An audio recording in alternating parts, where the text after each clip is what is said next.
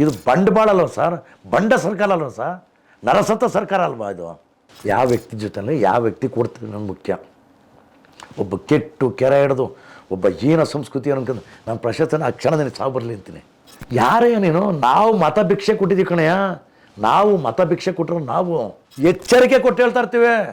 ನಾವು ಇದನ್ನು ಭೂಮಿಯವರು ಸಹಿಸೋದೇ ಇಲ್ಲ, ಎಚ್ಚರಿಕೆ ಕೊಟ್ಟು ಹೇಳ್ತೀವಿ. ಒಂದು ಸಲ ನಾವು ತಿರುಗಿ ಕಪಾಳಿ ಕುಡಿತೀವಿ.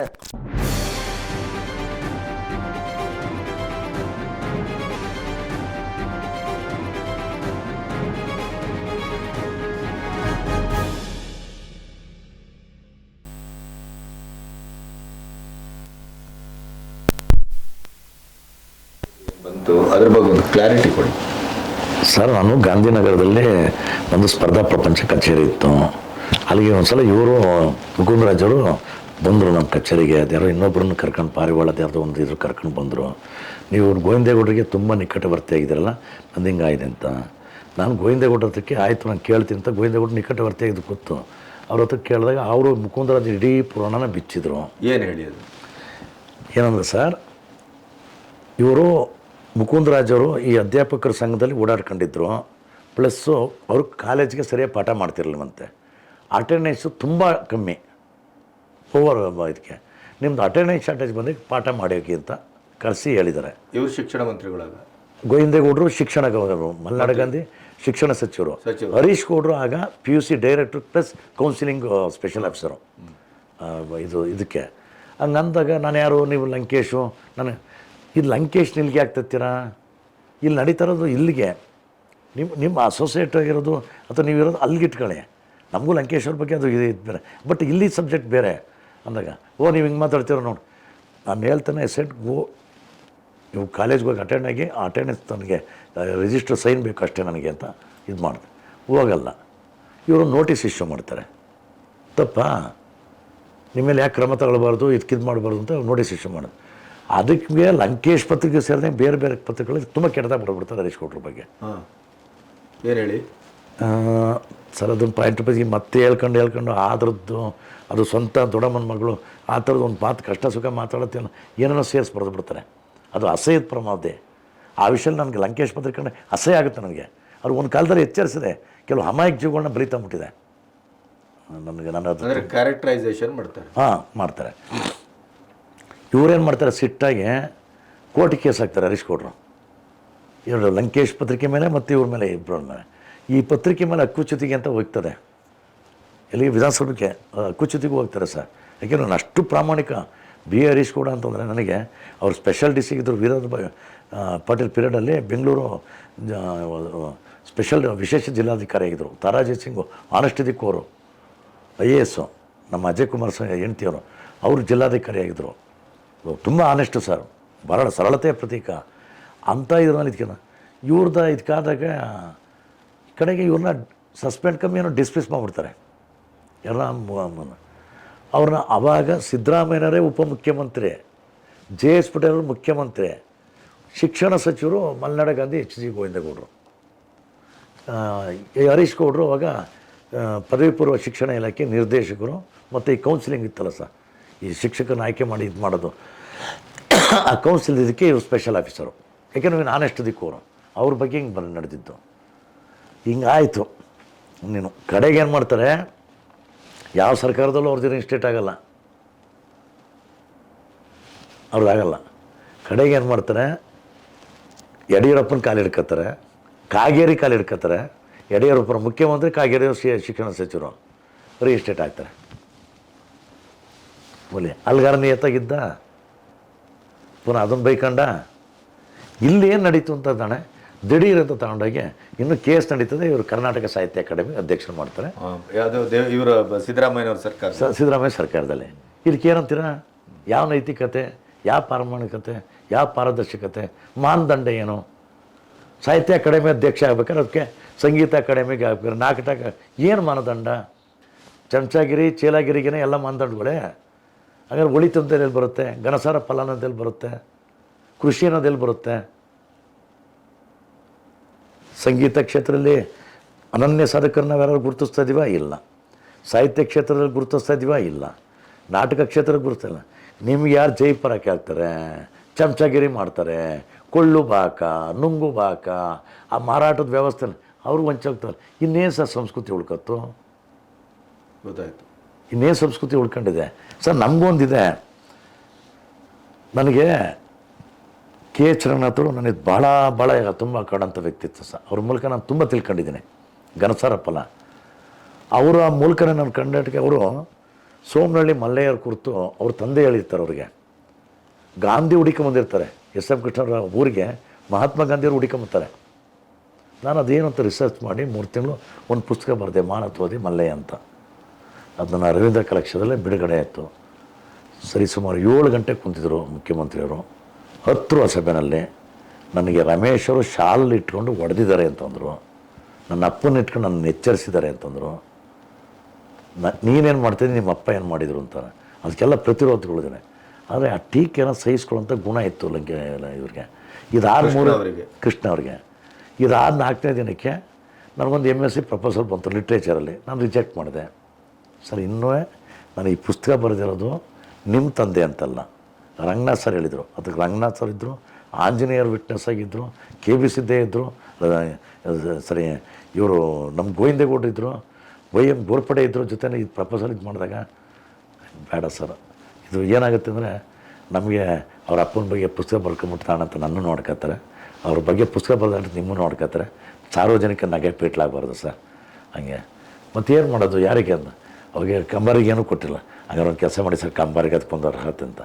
ಬಟ್ ಅದಕ್ಕೂ ನಾನು ಗೋವಿಂದೇಗೌಡರು ಕೈಲಿ ಬೇಯಿಸ್ಕೊಳ್ಳೋದು, ಇದು ರಂಗನಾಥ್ ಕೈಲಿ ಬೇಯಿಸ್ಕೊಂಡೆ. ನೀವು ರಿಜೆಕ್ಟ್ ಮಾಡಿದ್ದು ಸರಿ ರಮೇಶರೇ, ಪ್ರಪೋಸ್ ಮಾಡಿದ್ದು ಸರಿ ಇಲ್ಲ ಅಂತ. ನಾನು ಪ್ರಪೋಸ್ ಮಾಡಿದ್ದು ಸಿರಲ್ಲ ಅದು ಅಂದೆ. ಆಮೇಲೆ ಇನ್ನೊಂದು ಏನಂದರೆ, ಒಲೆಯದು ಬಿಡಿ ಆಯಿತು, ನಿಮ್ಮ ಒಳ್ಳೆತನ ಅಂತಾನೆ ನಿಮ್ಮಂಥರಲ್ಲ ಇದ್ದಾರೆ, ನಾವು ಇರಬೇಕಲ್ಲ ರಮೇಶರವರು. ಆ ಮಾತು ನನಗೆ ಗೋವಿಂದೇಗೌಡರು ಹೇಳಿದ್ದಾರೆ. ಇದು ಸಂಘನಿಗೆ ನಮ್ಮ HG ಗೋವಿಂದೇಗೌಡರಿಗೆ ತುಮಕೂರು ವಿಶ್ವವಿದ್ಯಾಲಯನ ಗೌರವ ಡಾಕ್ಟರೇಟ್ ಕೊಟ್ಟಾಗ ನಿಮ್ಗೆ ಏನಿಸ್ತದೆ, ಅವ್ರ ಮಗನ ಹೆಸರು ಹೇಳಿಲ್ಲ ಸರ್, ನನ್ನ ಭರವಸೆ ಬೆಳಕು ಆಗ್ತಿಲ್ಲ ರಮೇಶ್ ಅಂತ ಹೇಳ್ತಾರೆ. ಇಂಥ ಇದನ್ನೇ KH ರಂಗನಾಥ್ ಅವರು ಮಣಿಪಾಲ್ ಹಾಸ್ಪಿಟ್ಲಿಗೆ ಸೇರ್ಕೊಂಡಿರ್ತಾರೆ ಸರ್, ಇಲ್ಲಿಂದ ಏರ್ಪೋರ್ಟ್ ರೋಡಲ್ಲಿ. ಅವಾಗ ಪರಮೇಶ್ವರು, ಅಂಬಿಕಾ ಸೋನಿ ಇವರೆಲ್ಲ ಅವ್ರನ್ನ ಭೇಟಿ ಮಾಡೋಕ್ಕೆ ಹೋಗ್ದಾಗ ಅವ್ರು ಏನು ಬರ್ತಾರೆ sir, please take care of Nagtil Ramesh, please take care of Nagtil Ramesh ಅಂತಾರೆ. ಅವಾಗ ಅಂಬಿಕಾ ಸೋನಿ ಇದು ಯಾರಿದು ಅದಕ್ಕೆ ಅಂದಾಗ, ಇದೇ ಪರಮೇಶ್ವರು ಕೃಷ್ಣ ಅವರು ಇದಕ್ಕೆ ನಾಗ್ತಿಲ್ ರಮೇಶ್ ಅವ್ರ ಜೊತೆಯಲ್ಲಿ ತುಂಬ ಒಡನಾಟಗಳು ಇದಕ್ಕೆ ಅಂತಾನೆ ಒಂದು ಮಾತಲ್ಲಿ ಇರ್ತಾರೆ ಸರ್. ಅವ್ರ ಮಗ ಭಾಸ್ಕರು ಹಿರಿಯರಿಂದ ಕಂಟೆಸ್ಟ್ ಮಾಡಬೇಕು ಅಂತ ಆಸೆ ಪಡ್ತಾರೆ. ಇವ್ರು ಏನಂತಾರೆ ಗೊತ್ತಾ, ಅಲ್ಲಿ ಕಾಂಗ್ರೆಸ್ ಸರ್ಕಾರದ 3 ಜನ ನಾನು ತಿಳಿದಂಗೆ MY ಗೋರ್ಪಡೆ, KH ರಂಗನಾಥ್ ಮತ್ತು HG ಗೋವಿಂದೇಗೌಡರು ಸಕ್ರಿಯವಾಗಿ ಇದ್ಕೊಂಡೆ ರಾಜಕೀಯ ನಿವೃತ್ತಿ ಘೋಷಣೆ ಮಾಡಿಬಿಡ್ತಾರೆ. ಇನ್ನು ಸಾಕು ಈ ಎಂಡ, ಇದು ನಮ್ಮ ಕೈಲಿ ಆಗಲ್ಲ, ನಾವು ಬಂದಿದ್ದ ಕಾಲ ಮುಗಿದೋಯ್ತು ಅಂತ. ಅವ್ರು ನಾನು ಸ್ವಲ್ಪ ಭಯಭೀತನಾಗಿದ್ದೆ, ದಿಗ್ಭ್ರಾಂತಾಗಿದ್ದೆ. ಅದರ ತನ ಹೆಂಗೆ ಉಳಿಸ್ಕೊತಾರೆ ಅಂದರೆ, ಇವರು ನೆಕ್ಸ್ಟು ರಂಗನಾಥ್ ತಾಳಿದ್ಕೊಂಡಕ್ಕೆ ನನ್ನ ಮಗನಿಗೆ ಏನಾರ ಹಿರಿಯಿಂದ ಟಿಕೆಟ್ ಕೊಟ್ಟರೆ I am going to quit from the Congress party ಅಂತ ಹೇಳ್ತಾರೆ ನೋಡಿ. KH ರಂಗನಾಥರು ಇಲ್ಲಿ ಕೊಡದೇ ಇದ್ದರೆ ನಾವು ಕಾಂಗ್ರೆಸ್ ಬಿಡ್ತೇನೆ, ಇಲ್ಲಿ ಕೊಡದೇ ಇದ್ರೆ ಕಾಂಗ್ರೆಸ್ ಬಿಡ್ತೀನಿ ಅಂತಾರೆ. ನೋಡಿ ವ್ಯತ್ಯಾಸ ಸರ್. ಕೂಡ ಏನಂದ್ರೆ ಸರ್, ರಮೇಶರೇ ನಾನು ಅಪ್ಪ ಹಾಕಿದ ಹಾಲು ಮರಕ್ಕೆ ಅಂಟ್ಕೋಬಾರ್ದು, ವಂಶಪಾರಪ ಆಡಳಿತ ವಿರೋಧಿ ನಾನು, ನನಗದಲ್ಲ. ಅವನೇನು ಬರಬೇಡನಲ್ಲ, ಅವನು ಇನ್ನೊಂದು ಕ್ಷೇತ್ರ ಹುಡುಕೋನೆ ಮಾಡಲೀನಿ. ನಾನು ಮೂಡಿಗೆರೆ ಬಿಟ್ಟು ಇಲ್ಲಿ ಬಂದೆ, ಇಲ್ಲಿ ಕಟ್ಟಿದೆ, ಇದಕ್ಕಿದು ಮಾಡಿದೆ, ಹಂಗೆ ಅಂತಲ್ಲ. ನಾವು ಯಾವುದೋ ಇದಕ್ಕಾಗಬಾರ್ದು ರಮೇಶರೇ. ಅದಕ್ಕಿಂತ ಎಂಥ ಘನಸಾರ ಫಲ ಗೊತ್ತಾ ಸರ್, ಎಂತೆಂಥ ವಿಷಯಗಳು ನನಗೆ ಎಲೆ ತುಂಬಿಕೊಂಡು. ಆ ರಂಗನಾಥಲ್ಲಿ ಈಗ ನೀನು ಮಂತ್ರಿ ಆಗಿದ್ದಿ, ಉಪಮುಖ್ಯಮಂತ್ರಿ ಇದೆ, ನೀನು ಮಗನ ತಗೊಂಡೋಗಿ MSc ಮಾಡ್ತೀಯಪ್ಪ. ಅವ್ರ ಕಾರ್ಗೆ ಅಲ್ಲಿ ಕಾಂಗ್ರೆಸ್ ಪಾರ್ಟಿ ಪ್ರೆಸಿಡೆಂಟ್ ಆಗವ್ರೆ, ಮಗನ ತಗೊಂಡ ಇಲ್ಲಿ ಮಂತ್ರಿ ಮಾಡ್ತಾರೆ. ಇವ್ರದ್ದು ಇದೇನ ಕಲೆನಾ, ಇದೇನ ಸಂಸ್ಕೃತಿನಾ, ಇದೇ ರಾಜಕಾರಣನ? ಇವರು ರಾಜಕಾರಣದ ಅರ್ಥನೇ ಗೊತ್ತಿಲ್ಲ. ರಿಜೆಕ್ಟ್ ಮಾಡಿ ಸರ್. ಧರ್ಮ್ ಸಿಂಗ್ ಸರ್ ಕರೆದಲ್ಲಿ ನಾನು ಬಂದಾಗ ನನಗೂ ಇದ್ಯಾ ಕಳ್ಳ ಕದಿಮರ ಜೊತೆ ನನಗೆ ರಾಜ್ಯಸಭಾ ಪ್ರಶಸ್ತಿ ನಾನು ಬೇಡ ಅಂತಂದೆ. ನಾನು ತಗೊಳ್ಳೋಕ್ಕೆ ಹೋಗಲಿಲ್ಲ. HS ನರಸಿಂಹಯ್ಯರು ಅಪ್ರಿಷಿಯೇಟ್ ಮಾಡಿರೋ, ಸದಾಶಿವರು ಅಪ್ರಿಷಿಯೇಟ್ ಮಾಡಿರೋ, ಅದ ತಕ್ಷಣಕ್ಕೆ P ರಾಮೇನವ್ರು ಅಪ್ರಿಷಿಯೇಟ್ ಮಾಡಿರೋ, ಸೇರ್ಕೊಂಡು ನನಗೊಂದು ವಿಶ್ವಾತ್ಮ ಅಂತ ಅವ್ರ ಅರೇಂಜ್ಮೆಂಟ್ ಕೊಟ್ಟರು ಸರ್. ಅದನ್ನು ತಾಳಕ್ಕೆ ಆನಂದ ಆಯಿತು, ಖುಷಿ ಆಯಿತು. ಯಾಕೆ ನನ್ನ ಜೊತೆಯಲ್ಲಿ ಒಂದು ಕಡೆ ಸಾಲುಮರ ತಿಮ್ಮಕ್ಕ ಇತ್ತು, ಒಂದು ಅಶ್ವಿನಿ ಅಂಗಡಿ ಇತ್ತು. ಯಾವ ವ್ಯಕ್ತಿ ಜೊತೆಯಲ್ಲಿ ಯಾವ ವ್ಯಕ್ತಿ ಕೊಡ್ತೀನಿ ನನ್ನ ಮುಖ್ಯ. ಒಬ್ಬ ಕೆಟ್ಟು ಕೆರೆ ಹಿಡಿದು ಒಬ್ಬ ಹೀನ ಸಂಸ್ಕೃತಿ ಅನ್ಕೊಂಡು ನಾನು ಪ್ರಶಸ್ತಿನ ಆ ಕ್ಷಣದಲ್ಲಿ ಸಾವು ಬರಲಿ ಅಂತೀನಿ. ಈಗ ನಾನು ನೋಡಿ ನಾನು ಪ್ರತಿಯೊಂದು ಗಮನಿಸ್ತಾ ಇರ್ತೀನಿ. ನಾನು ಮೊನ್ನೆ ಒಂದು ಇದನ್ನು ಗಮನಿಸ್ದೆ, ಮೋದಿನಲ್ಲಿ ಕೆಲವು ವಿಷಯ ನಾನು ಭಾಳ ಸೂಕ್ಷ್ಮ ಗಮನಿಸ್ತಾ ಇರ್ತೇನೆ. ಸೈನಿಕರುಗಳಿಗೆ ಇದು ಕೊಡ್ಬೇಕಾದ್ರೆ ನಾನು ನೋಡ್ತಾ ಇದ್ದೀನಿ ಮೋದಿಯವರು ಈ ಥರ ಹಿಂಗೆ ಕೂತ್ಕೊಂಡಿದ್ದಾರೆ. ಅಷ್ಟೇ ಘನಸೌರವಿಗೆ ರಾಷ್ಟ್ರಪತಿ ಆಗಿದ್ದಾರೆ. ನಾನು ತುಂಬ ಪ್ರೀತಿ ರಾಹುಲ್ ಗಾಂಧಿ ಅಯ್ಯೋ ಜನಗಣಮನ ಅಲ್ಲಿ ಆಗ್ತಾ ಇದೆ, ಅಲ್ಲಿಂದ ಅಲ್ಲ ಎದ್ದು ಬರ್ತಾರೆ. ಅಲ್ಲ ನಾನು ಗಮನಿಸ್ತಾ ಇದ್ದೀನಿ ಆ ಕ್ಷಣಕ್ಕೆ ಅಲ್ಲಿ ಗಂಡನ ಕಳ್ಕೊಂಡಿದ್ದಾಳೆ ಅವಳು ಒಂದು ಪ್ರಶಸ್ತಿ ಕೊಡ್ತಾ ಇದ್ದಾರೆ. ಅದನ್ನು ಗಮನಿಸ್ತಾ ಇರ್ತೀವಿ, ನಾವು ಗಮನಿಸ್ತಾ ಇರ್ತೀವಿ. ಯಾರು ಏನು ಅಂತಃಕರಣ ಮಾನವೀಯತೆ ಮೌಲ್ಯಗಳನ್ನ ನಾವು ಸ್ವಲ್ಪ ಅರ್ಥ ಮಾಡ್ಕೋಬೇಕು ಈ ಸಂಸ್ಕೃತಿನ. ಈ ಸಿದ್ದರಾಮಯ್ಯನಿಗೂ ಅಷ್ಟೇ ಸಾರ್ವಜನಿಕವಾಗಿ ಏನು ದೌಲತ್ತದು? ಯಾರೇ ನೀನು? ನಾವು ಮತ ಭಿಕ್ಷೆ ಕೊಟ್ಟಿದ್ದೀವಿ ಕಣಯ್ಯ. ನಾವು ಮತ ಭಿಕ್ಷೆ ಕೊಟ್ಟರು, ನಾವು ಭಿಕ್ಷೆ ಹಾಕಿರೋರು, ನಾವು ಗೆಲ್ಸಿರೋರು ನಾವು. ಅದರಿಂದ ನಿನಗೊಂದು ಅಧಿಕಾರ ಸಿಕ್ಕಿದೆ. ಅದನ್ನು ನೀನು ಯಾವ ಥರಕ್ಕೆ ಅಂತ ಮಾಡ್ಕೊತಾ ಇದೆಯಾ? ಅದನ್ನೇನು ಅಲ್ಲದು, ಅಲ್ವೇ ಅಲ್ಲದು. ಸ್ವಲ್ಪ ಪಶ್ಚಾತ್ತಾಪ ಪಡೋ. ಯಾಕೆ ನಿನ್ಗೆ ಒಳ್ಳೇನಾಗಲಿ ಸರ್. ತಪ್ಪು ಮಾಡಿದವ್ರು ತಿದ್ದಾದ್ಮೇಲೆ ಪುನಃ ಮಾನಸ ಸರ್ವರ್ಕೂತಾರೆ, ಜನಮಾನಸಕ್ಕೆ ನುಗ್ಗಿದ್ದಾರೆ. ಈಗ ಟಾಸ್ಟಾಗಿ ನಾವು ಆ ಥರ ಬಯಸ್ತೀವಿ. ಒಂದು ರಾಜೀನಾಮೆ ಕೊಟ್ಬಿಡಪ್ಪ. ನಾನು ಯಾಕೋ ನಡ್ಕೊಂಡಿದ್ದೆ, ನಮ್ಗೆ ಸ್ವಲ್ಪ ಏಕಾಂತ ಬೇಕಾಗಿದೆ. ಮತ್ತೆ ಝೀರೋಂದ ಶುರು ಮಾಡು. ನೀನು ಕೊಟ್ಟಿಗೆ ನಿನ್ನ ನೈತಿಕ ಜೊತೆ ಹೆಜ್ಜೆ ಹಾಕ್ತೀವಿ ನಾವು. ಯಾಕೆ ನಿನಗೆ ಹಳೆ ಸಿದ್ದರಾಮಯ್ಯ ಬರಲಿ ಅಂತ ಇವತ್ತು ನಾನು ಅನುಭವಿಸ್ತಾ ಇರೋದು. ಇವತ್ತಾಗಿದೆಯಲ್ಲ ಯಪ್ಪ, ನನ್ನ ಇಡೀ ರಾಜಕಾರಣದಲ್ಲಿ ಇಷ್ಟೆಲ್ಲ ನೋಡಿದೆ. ತುಂಬ ಇತ್ತು ಸರ್ ನನಗೂ ಒಡನಾಟಗಳು. ಇಷ್ಟೊಂದು ನಿರ್ಲಜ್ಜ, ಒಂದು ಸಾರ್ವಜನಿಕ ಹೀನ ನಾಡು, ದುರಂಕಾರದ ಪರಮಾವಧಿ. ಒಬ್ಬರನ್ನ ಹೆಂಗೆ ಮಾತಾಡಿಸ್ಬೇಕು ಅನ್ನೋದಲ್ಲ, ಒಡೆದಾಳದ ನೀತಿ, ಉಂಡು ಮನೆಗೆ ಎರಡು ಬಗೆಯೋದು. ನಾನು ಯಾವ ಮುಖ್ಯಮಂತ್ರಿನೂ ಕಾಣಲಿಲ್ಲ. ಸಾರಿ ಟು ಸರ್, ವ್ಯಥೆ ಆಗ್ತಾರೆ, ದುಃಖ ಆಗ್ತಾರೆ. ಒಂದು ಕಾಲದಲ್ಲಿ ನಾನು ದೈವ ಸ್ವರೂಪಿಯಾಗಿದ್ದನು, ಭಗವಂತ ಆಗಿದ್ದನು. ಇವತ್ತು ಸೈತಾನ ಆಗೋನೆ, ಪಿಶಾಚನ. ನನ್ನ ಒಳಗಡೆ ಏನು ನೋವಾಗಿರ್ಬೇಕು ಸರ್? ಏನು ಭಾವಸ್ಫೋಟ ಆಗ್ತಿರ್ತೆ? ಇನ್ನು ನಾನು ಒಂದೇ ಒಂದು ರೂಪಾಯಿ ಸಹಾಯ ಪಡ್ಕೊಂಡಿಲ್ಲ. ಇನ್ನು ನನ್ನ ಕೃಪೆನ ಸಿದ್ದರಾಮಯ್ಯ ಇದ್ದಾರೆ. ಎಲೆಕ್ಷನ್ ಖರ್ಚು ನಾನು ಮಾಡಿದ್ದೀನಿ. ದೇವಗುಡ ಜೊತೆ ಎಂತೆಂಥವ್ರ ಜೊತೆ ಜಗಳ ಆಡಿದ್ದೀನಿ. ಇವತ್ತು ಈ ಜಗಳ ಆಡಿದ್ದಕ್ಕೆ ದೇವಗುಡನ ಕ್ಷಮೆ ಕೇಳಬೇಕು ಅನ್ಸ್ಬಿಟ್ಟಿದೆ ನನಗೆ. ಅದು ಕೇಳಲ್ಲ, ಯಾಕಂದ್ರೆ ಒಳ್ಳೇದಕ್ಕೋಸ್ಕರ, ಯಾಕಂದ್ರೆ ಒಳ್ಳೇದಕ್ಕೆ ಇದು ಮಾಡಿದ್ದೆ. ಏನು ಇದು ಇತ್ತು ಮನುಷ್ಯಂದು? ಅಲ್ಲ, ಮೊನ್ನೆ ಆ ಟಿ ವಿನಲ್ಲಿ ನೋಡ್ತಾ ಇದ್ರೆ, ಪ್ರಜಾವಾಣಿ ಪೇಪರ್ ನೋಡ್ತಾ ಇದ್ರೆ, ಇವರೇನು ಮನುಷ್ಯನೇನು ರೀ, ರಾಕ್ಷಸನಾಯಿತು. ಇದು ಸಾರ್ವಜನಿಕ ಹೀನ ನಡೆವಳಿ ಅಲ್ವಾ? ಒಬ್ಬ ಸಮಾವೇಶದಲ್ಲಿರೋ ಅಧಿಕಾರನ ಸಾರ್ವಜನಿಕ ನಿಂಗೆ ಹೊಡಿತೀನಿ ಅಂತ ಹೋಯ್ತೀನಿ ಅಂದರೆ ನಿನಗೇನಂತ ಅರ್ಥ? ಒಬ್ಬ ಜಿಲ್ಲಾಧಿಕಾರಿ, ಒಂದು IAS ಅಧಿಕಾರಿ ನಿನಗಿತ್ತ? ಹಾಂ, ನಿನಗಿತ್ತ? ಏನು ದುರಂಕಾರ ಅದು? ನೀನು ಯಾರು? ನೀನು ಇಟ್ಟವ್ರ ಅಪ್ಪನ, ಅವ್ರ ತಾತನ? ಎಚ್ಚರಿಕೆ ಕೊಟ್ಟು ಹೇಳ್ತಾ ಇರ್ತೀವಿ ನಾವು. ಇದನ್ನು ಭೂಮಿಯವರು ಸಹಿಸೋದೇ ಇಲ್ಲ. ಎಚ್ಚರಿಕೆ ಕೊಟ್ಟು ಹೇಳ್ತೀವಿ. ಒಂದು ಸಲ ನಾವು ತಿರುಗಿ ಕಪಾಳಿ ಕುಡಿತೀವಿ. ನಾವು ನಿಮ್ಮನ್ನ ಒಟ್ಟಾಗು ಅಂತ ಹೇಳ್ತೀವಿ. ದೈವ ಸ್ವರೂಪ ಆಗಿದ್ದಂಥ ನೀನು ಪಿಶಾಚಿ ಆಗ್ಬೇಡ. ಹಾಕಂಗಿರು ಕೇಸ್ ಹಾಕೊಳ್ಳಿ. ಯಾಕೆ ನಮ್ಮ ಭಾವಸ್ಫೋಟ ಯಾರು ಹೇಳ್ಕೊಳ್ಳೋದು? ನಮ್ಮ ನೋವು ಯಾರಿಗೆ ಹೇಳ್ಕೊಳ್ಳೋದು? ನಮ್ಮ ಸಂಕಟ ಯಾರಿಗೆ ಹೇಳ್ಕೊಳ್ಳೋದು? ತಲೆಕಾಯನೇ ತಲೆ ಕಡಿತೀನಿ ಅಂತ ಬಂದ್ಬಿಟ್ರೆ ಬಸವಣ್ಣನ ಇವತ್ತು ಹೇಳ್ದಲ್ಲಪ್ಪ, ಈ ಆ ವಚನ ನಿನಗೆ ಅಪ್ಲಿಕೇಬಲ್. ಒಲೆ ಎತ್ತಿ ಉರಿದ ದರೆ ಎತ್ತಿ ಉರಿದೊಡ ತಿಳ್ಕಳೆಯ ನೀನು. ಸುಮ್ಮನೆ ಬೊಗಳದಾಸೆ ಅಲ್ಲ ಸರ್ ಅದು. ನಮಗೆ ಯಾಕಾಗುತ್ತೆ ಅಂದರೆ ಇವರಿಂದ ನಮಗೆ BP ಶುಗರ್ ಜಾಸ್ತಿ ಆಗ್ಬಿಡ್ತವೆ. ಒಳ್ಳೆತನಕ್ಕೆ ಬೆಲೆನೇ ಇರಲ್ಲ.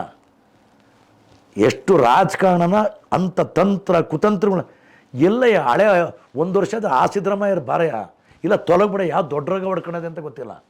ಯಾವ ವಿಷಯದಲ್ಲಿ ಏನು ಮಾತಾಡಬೇಕು, ಒಂದು ಸೂಕ್ಷ್ಮತೆ, ಒಂದು ಪರಿಪಕ್ವತೆ. ಯಾರಿಗೆ ಒಂದು ನೋವಾಗುತ್ತೆ, ಸಂಕಟ ಆಗ್ತದೆ. ನಮ್ಮಲ್ಲೂ ಕರ್ನಾಟಕದಿಂದ ಸಾವನ್ನು ಒಪ್ಪಿದ್ದಾರೆ. ಅವಳು ಇನ್ನೂ ಕಣ್ಣೀರು ಹೊಡಿತಾ ಇದ್ದಾಳೆ. ನೀವು ಏನೇನು ಯಾವಿದು ಅಂತ ನನಗೆ ಅದಕ್ಕೊಂದು ಬೇರೆ ರಾಜ್ಯ ಸರ್ಕಾರಗಳು ಈಗಾಗಲೇ ಮಹಾರಾಷ್ಟ್ರ 50 ಲಕ್ಷವನ್ನು ಬಾಯಿ ಬಂದಂಗೆ ಮಾತಾಡ್ತಾರೆ. ಇಲ್ಲಿ ಯಾವುದೇ ರೀತಿಯ ಘೋಷಣೆಗಳು ಇನ್ನೂವರೆಗೆ ಅಲ್ಲ, ಸಾವೇ ಸರ್. ಇಡೀ ದೇಶ ನೋವು ಬೆಂಕಿನಲ್ಲಿ ಬೇಯ್ತಾ ಇದೆ. ನಾವೇನು ನಮ್ಮ ಅದನ್ನು ಹೇಳ್ಕೊಳಕ್ಕೆ ಕೆಲವು ಸಲಕ್ಕಾದಾಗ ದೇವರೇ ಒಳ್ಳೇದು ಮಾಡಪ್ಪ ಅಂತ ಕೇಳೋ ಮೌನನಾರು ಬೇಕಾಗುತ್ತೆ. ಒಂದು ಪಶ್ಚಾತ್ತಾಪ ಇವಾಗ ಕನಿಷ್ಠ ಮಟ್ಟದ ಮಾನವೀಯತೆ ಬೇಡ ಇಲ್ವಲ್ಲ ಸರ್ ಇವ್ರಿಗೆ. ಇವರು ನನಗೆ ಒಂದೊಂದ್ಸಲ ಇವ್ರು ನೋಡಿ ರಕ್ತಕ್ಕೋಸ್ಕರ ಹಂಬಲಿಸ್ತಾರೆ. ಅವರ ಮನೆಯಲ್ಲಿ ಆದ ಘಟನೆ ನಮ್ಮ ಮನೆಯಲ್ಲಿ ಆಗಿದ್ರೆ ಏನಾಗ್ತಿತ್ತು? ಇವ್ರ ಮಗ ರಾಕೇಶ್ ಕಳ್ಕೊಂಡು ನಾವು ಕಣ್ಣೀರು ಇಟ್ಟಿಲ್ವಾ? ಅದನ್ನೇ ನಾನು ಪ್ರಶ್ನೆ ಮಾಡಿದ್ದು. ಅಂಥದ್ದೊಂದು ನೋವು ಜೀವನದಲ್ಲಿ ಬಂದಿತ್ತಲ್ಲ, ಅದು ಈಗ ಅರ್ಥ ಆಗಲ್ವಾ? ಮತ್ತೆ ಅದನ್ನು ತಿರ್ಚಿ ಇನ್ನೊಂದ್ಸಲ ಕೇಳೋದು, ಆಮೇಲೆ ಪುನಃ ಅವ್ರ ಪ್ರತಿಭಟನೆ ಆದ್ಮೇಲೆ ಅದಕ್ಕೆ ಇನ್ನೊಂದ್ಸಲ ಕೇಳೋದು. ಆಮೇಲೆ ನಾನು ಒಂದ್ಸಲ ತಪ್ಪು ಮಾಡಿಬಿಟ್ಟೆ. ಯಾರು ಹಿಂದೆ ಕಡಿದಾಳು ಮಂಜಪ್ಪ ಅವರು ಇಂಥವ್ರ ಕಾಲದಲ್ಲಿ ಏನಾರು ಹಿಂಗೆ ಆಗ್ಬಿಟ್ಟಿದ್ದಾರೆ ಸರ್. ನಿಜಲಿಂಗಪ್ಪ ಹಿಂಗೆ ಕಾಲ ಇದಾಗಿರೋದ ಸರ್? ಇದು ಬಂಡವಾಳ ಅಲ್ವ ಸರ್? ಬಂಡ ಸರ್ಕಾರ ಅಲ್ವ ಸರ್? ನರಸತ್ತ ಸರ್ಕಾರ ಅಲ್ವಾ ಇದು? ನರಸತ್ತ ಸರ್ಕಾರ ಅಲ್ವಾ? ಸಾರ್ವಜನಿಕವಾಗಿ ಇಷ್ಟು ಏನೋ ನಡೆವಳಿ ನಡ್ಕೊಳ್ಳೋದು. ಅಲ್ಲಿ ಯಾರ್ದೋ ಒಬ್ಬರು ಒಮ್ಮನ್ನ ಹಿಂಗೆ ಎಳಿತೀರ ನೀವು. ಒಂದೊಂದು ಇದಕ್ಕೆ ಏನಿದು? ಆಮೇಲೆ ಇವರೆಲ್ಲ ಅವ್ರ ಸಚಿವ ಸಂಪುಟದವ್ರು ಅದು ಏನು ಮಾಡ್ತಾ ಇದೆ ಅಂತ ಗೊತ್ತಿಲ್ಲ. ಅವ್ರಿಗೆ ಏನಾಗಿದೆ ಅಂತ ಯಾವ್ದು ಇವೇನು ದೊಡ್ಡ ರೋಗ ಇನ್ನೂ ಇವ್ರಿಗೆ ಯಾವ್ದು ರೋಗ ಪಡ್ಕೊಳ್ಳೋದೆ ಅಂತ ಗೊತ್ತಾಯ್ತಲ್ವಲ್ಲ. ಅದಕ್ಕೊಂದು ಅರ್ಥ ಸರ್. ನಮಗೂ ಏನಂತಂದರೆ ಸರ್, ಯಾರು ಸತ್ಯ, ನಿಷ್ಠೆ, ಪ್ರಾಮಾಣಿಕತೆ, ನೈತಿಕತೆ, ಪಾರದರ್ಶಕತೆ ಅವ್ರ ಜೊತೆ ಎಲ್ಲ ಕಡೆಗೂ ನಷ್ಟ. ಅದನ್ನ ಇಟ್ಕೊಂಡೆ ನಾವು ಪಡ್ಕೊಂಡಿದ್ದೆಲ್ಲ ಕಳ್ಕೊಬತ್ತಾ ಇದ್ದೀವಿ. ಈ ಇಂಥವ್ರು ಸವಾಸ ಸೇರ್ಕೊಂಡ್ರೆ ನಾವು ಇನ್ನೆಷ್ಟು ನುಂಗಬೇಕು, ಇನ್ನೆಷ್ಟು ಚಮಚಾಗಿರಿ ಮಾಡಬೇಕು, ಇನ್ನೆಷ್ಟು ಕೊಳ್ಳು ಬಾಕ, ನುಂಗು ಬಾಕ, ಎಷ್ಟು ಸೇರೆ ಎಳೆಬೇಕು. ಹಾಂ, ಇವು ಬಂದ್ಬಿಡ್ತವೆ. ನಾನು ಅದನ್ನೇ ಹೇಳ್ತೀನಿ, ಹಳೇ ಮುಖ್ಯಮಂತ್ರಿ ಆಗಿದ್ರಲ್ಲ 1 ವರ್ಷ ಹಾಗೆ ಇಲ್ಲ, ದಯಮಾಡಿ ರಾಜೀನಾಮೆ ಕೊಟ್ಬಿಟ್ಟು ಹೋಗಿ ಮನೆ ಸೇರ್ಕೊಳ್ಳಿ. ನಮ್ಮ ಕರ್ನಾಟಕ ನಾವು ಉದ್ಧಾರ ಮಾಡ್ಕೊಳ್ಳೋದು ನಮಗೆ ಗೊತ್ತಿದೆ. ಯಾರೇ ಅಲ್ಲೇ ನಾನು ಎಲ್ಲದಕ್ಕೂ ಕೇಳ್ತಾರೋದು ಅಷ್ಟೇ, ನಿಜ ನಾನು ಸರಿ ಇರಬೇಕು. ಇವಾಗ ಸಿದ್ದರಾಮಯ್ಯ ಮಾತಾಡ್ದೆ, ಏನೋ ನೀನು ಅಂತಾರೆ. ನಾನು ಅಲ್ಲೇ ಹೇಳ್ತಾ ಇದ್ದೆ, ಸಿದ್ದರಾಮಯ್ಯ 3 ಬೆಳ್ಳು ನೀನು ತೋರಿಸ್ತಾ ಇದೆ. ನಾವು ಸಿದ್ದರಾಮಯ್ಯ ಒಳ್ಳೆನಾಗಯ್ಯ ಈ 5 ಬೆಳ್ಳು ತೋರಿಸ್ತಾ ಇರ್ತೀವಿ. ಇದು ನಮಗೊಂದು ಗೊತ್ತಿದೆ. ನಾವು ನೊಂದವರು, ಬೆಂದವರು, ಬಸವಳದವರು, ಒಂದು ಸ್ವಲ್ಪ ಮಟ್ಟಿಗೆ ರಾಜಕಾರಣ ಕಂಡವರು, ಒಂಚೂರು ಸಾಹಿತ್ಯದಲ್ಲಿ ಈಗ ದೊಡ್ಡ ಜಿಗ್ಗತ್ತಲ್ಲಿ ಬಂದು ನಾವು ಹೊಣನಲ್ಲಿ ಮತ್ತು ಇಲ್ಲಿ ಯಾರೋ ಮೆರೆದಾಡ್ತಾರಲ್ಲ ಅವರೆಲ್ಲ ನನಗೆ ಅದು ನನ್ನ ಮುಂದೆ ಏನೂ ಇಲ್ಲ ಅನ್ನಿಸ್ತದೆ. ನನ್ನ ಕುವೆಂಪು, ಬೇಂದ್ರೆ ಅಡಿಗರು ಕುವೆಂಪು, ಬೇಂದ್ರೆ, ಶಿವರಾಮ್ ಕಾರಂತರು, ಆಮೇಲೆ ಅಡಿಗರೇ ಆಗಲಿ, ನಮ್ಮ ಪೂತಿ ನರಸಿಂಹಾಚಾರ್ಯ ಆಗಲಿ, ಇವರೆಲ್ಲ ಅಯ್ಯೋ ಅವ್ರ ಮುಂದೆ ನಂದು ಏನೂ ಇಲ್ಲವಲ್ಲಪ್ಪ, ಇಷ್ಟು ಅದರಲ್ಲಿ ಅಣು ಈಗ ಯಾರೋ ಮೆರಿತಾವ್ರಲ್ಲ ಚಕ್ರವರ್ತಿಗಳು ಅಂತ, ನಮ್ಮ ತೃಣ ಸಮಾನ. ಅದನ್ನು ಯಾಕೆಂದರೆ ಯಾವತ್ತೇ ಅಲ್ಲಿ ಸಾಹಿತ್ಯ ಸಂಸ್ಕೃತಿ ಅನ್ನೋದು ಅದನ್ನು ಘನಸಾರ ಫಲವಾಗಿ ಉಳಿಸ್ಕೋಬೇಕು. ಅಲ್ಲಿ ಅದಕ್ಕೆಷ್ಟು ಅರ್ಹರಾದಂಥದ್ದು ಸ್ಥಾನಕ್ಕೆ ಉಳಿಸ್ಬೇಕು. ಆ ಪ್ರಶಸ್ತಿನೂ ಹಂಗೆ ಕೊಡಬೇಕು. ಅವ್ರು ನಮಗೆ ಹೆಚ್ಚು ಘನಸಾಲ ಅಗರ್ವಾಲ್ ಒಂದು ಮಾತು ಹೇಳಿರ್ತಾನೆ ಸರ್, ಇವನು ಅಣುಬಾಮನ್ನು ಕಂಡುಹಿಡ್ದ, ಒಂದು ಚಡಿಯೇಟ್ ಹೊಡಿರೆ. ಇದಕ್ಕೆ ಒತ್ತಾಸೆ ನಿಂತ್ಕೊಂಡ ರಾಜಕಾರಣಿ, 2 ಚಡಿಯೇಟ್ ಹೊಡಿರೆ. ಇದಕ್ಕೆ ಪೂರಕ ಸಾಮಗ್ರಿಗಳನ್ನೆಲ್ಲ ಒದಗಿಸ್ಕೊಟ್ಟ ಅಧಿಕಾರ, ಇವನು 3 ಚಡಿಯೇಟ್ ಹೊಡಿರೆ. ಇವನ್ನೆಲ್ಲ ನೋಡ್ಕೊಂಡು ಸುಮ್ಮನೆ ಕುಂತಿದ್ದ ಕವಿ ಇವನಿಗೆ 100 ಚಡಿಯೇಟ್ ಹೊಡೀರಿ ಅಂತಾನೆ. ಇದನ್ನು ಅಂದರೆ ಅದು ಒಂದು ಆಗುವಾಗಳಿಗೆ ನಾವು ಇದನ್ನು ಕಂಡಾಗ ಇವನ್ನೆಲ್ಲ ಓದ್ಕೊಂಡಿರ್ತೀವಲ್ಲ, ಪ್ರತಿರೋಧ ಅನ್ನೋದು ಕುವೆಂಪಿಂದಲೂ ಕಂಡ್ಕೊಂಡಿರ್ತೀವಿ, ಬೇಂದ್ರೆಂದಲೂ, ಕಾರಂತಿಂದಲೂ ಕಂಡ್ಕೊಂಡಿರ್ತೀವಿ. ಅವ್ರು ತಕ್ಕಣ ನಡ್ಕೊಂಡೋದಾಗ ನಾವೇನಂತ ಇಷ್ಟೆಲ್ಲ ಕಾಣೋದು ಪ್ರೀತಿ, ಪ್ರೇಮ, ಸಮತೆ, ಜೀವನ ಕಾರಣಕ್ಕಾಗಿ ಹಂಬಲಿಸ್ತಾ ಎಲ್ಲರ ಬದುಕು ಹಸನಾಗಿರಲಿ, ಸುಂದರವಾಗಿರಲಿ, ಒಳ್ಳೆತೆ ಆಗಲಿ ಅಂತ. ಇವ್ರು ಅದನ್ನ ಬಿಟ್ಬಿಟ್ಟು ಇದನ್ನೇ ಮಾಡ್ತೀನಿ ಅಂದರೆ ಅಲ್ವೇ ಹೇಳ್ತಾರೆ. 3 ಒಳ್ಳೆ ಹೆಜ್ಜೆ ಇಡಿ, ಒಳ್ಳೆಯರಾಗಿರೆ, ಆಗೋಕ್ಕಾಗಲ್ವಾ ನೆಟ್ಗೋ ತೆಪ್ಪು ಮನೇಲಿರಿ. ಕರ್ನಾಟಕನ ನಾವು ಉಳಿಸ್ಕೊಳ್ಳೋದು ನಮಗೆ ಗೊತ್ತಿದೆ, ರಾಜಕಾರಣ ನಮಗೆ ಮಾಡೋದು ನಮಗೆ ಗೊತ್ತಿದೆ. ನಿಮ್ಮಂಥವ್ರು ಬಂದು ರಾಜಕಾರಣ ಕಾಳು ಮಾಡಬೇಡಿ. ನಾನು ಸಿದ್ದರಾಮಯ್ಯರೆ ಒಂದು ಕಾಲದಲ್ಲಿ ನನ್ನ ಭರವಸೆ ಬೆಳಕು, ನಂಬಿಕೆಯ ದೇವರಾಗಿದ್ದರೆ ಇವತ್ತ ನಮ್ಮನ್ನು ಕತ್ಲೆಗೆ ತಳ್ತಾ ಇದ್ದೀರಾ, ಸೈತಾನ ಆಗಿದ್ದೀರಾ, ಪಿಶಾಚಿ ಆಗಿದ್ದೀರಾ. ಇದು ಬೇಡ, ತೊಲಗಲಿ ಅನ್ನೋದೇ ನಾನು ಕೇಳ್ಕೊಳ್ತಾ, ಕೂಡೋಣ, ಕಟ್ಟೋಣ, ಬಾಳೋಣ, ಬೆಳಗೋಣ. Let's come together, let's create together, let's live together, let's shine together. ಎಲ್ಲರ ಕಣ್ಣಲ್ಲಿ ಒಂದು ಮಗು ನಗುವ ಕಾಲ ಸದಾ ಅರಳಬಲ್ಲಿದ್ದ ಕೋರಿಕೆಯ ಮೂಲದಿಂದ ನಾನು ಈ ಮಾತನ್ನು ಕೇಳಿದರೆ, ಶುದ್ಧೋಧನ ಮಾಯಾದೇವಿಯರ ಚೊಚ್ಚಲ ಕೂಸಾಗಿ ಕವಿದ ಕರಾಳ ರಾತ್ರಿಗಳೊಳಗೆ ನೆರೆದ ಮೌನ ಮಾತುಗಳ ಜಾತ್ರೆ ಒಳಗಡೆ ನೊಂದು ಬೆಂದು ಬಸವಳೆದು ಶುದ್ಧೋಧನ ಮಾಯಾದೇವರ ಕೂಸಾಗಿ ಈ ಮಾತನ್ನು ಸಿದ್ದರಾಮಯ್ಯ ಮತ್ತು ಬಳಗಕ್ಕೆ ನಾನು ಹೇಳಿದ್ದೆ. ನಮಸ್ಕಾರ ಸರ್. ನಮಸ್ತೆ. ಇಲ್ಲಿವರೆಗೆ ತುಂಬ ಅದ್ಭುತವಾಗಿ ಮಾತಾಡಿದ್ರಿ. ಮತ್ತು ಈ ನಾಡಿನ ಒಬ್ಬ ಪ್ರಜೆಯಾಗಿ ಅಥವಾ ಮತದಾರರಾಗಿ ಅಥವಾ ಒಡನಾಡಿಯಾಗಿ ರಾಜಕಾರಣದ ಹಲವು ಮಜಲುಗಳನ್ನು ಬೇರೆಬೇರೆಯೊಟ್ಟಿಗೆ ಕಂಡು ಅನುಭವದಿಂದ ಈ ಮಾತನ್ನು ನೀವು ಹೇಳಿದ್ರಿ. ಮತ್ತು ಇದು ಸಾರ್ವಜನಿಕರ ಒಂದು ಪ್ರಾತಿನಿಧಿಕ ಮಾತು ಅಂತ ನಾನು ಭಾವಿಸ್ತೇನೆ. ಮುಂದೆ ಮತ್ತೆ ಸೇರೋಣ. ಅಲ್ಲಿವರೆಗೆ ನಮಸ್ತೆ ಸರ್. ಸರಿ ಸರ್. ಕಡೆಯದಾಗಲೂ ಸರ್ ನಮಗೆ ಒಳ್ಳೆಯದನ್ನೇ ಬಯಸ್ತೀವಿ ಸರ್. ಅವ್ರು ಬೈರ ಮೂಲಕಂದ್ರೆ ಇನ್ನು ನಾಳಿಕರುವೆ ಪರಿವರ್ತನೆ ಜಗದ ನಿಯಮ, ಪಶ್ಚಾತ್ತಾಪ ಅವೇನೋ ಕಾಣ್ತದೆ ಅಂತ ಅದಾಗಲಂದರೆ ಆ ವೈನ ಹಣೆ ಬರ ಅಷ್ಟೇ, ನಮ್ಮ ಹಣೆ ಬರ ಚೆನ್ನಾಗಿರುತ್ತೆ. ನಮಸ್ತೆ. ನಮಸ್ತೆ.